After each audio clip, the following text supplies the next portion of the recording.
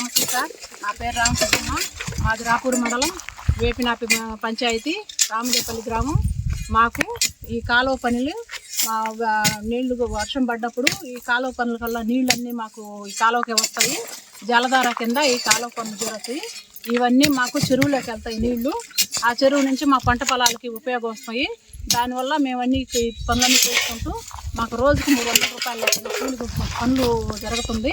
ఉపాధి పనులు చేసుకుంటున్నాము. దానివల్ల మాకు అన్ని ఉపయోగాలు ఉన్నాయి కాబట్టి మేము ఈ పనులు చేసుకుంటూ. థ్యాంక్ యూ సార్ మీకు.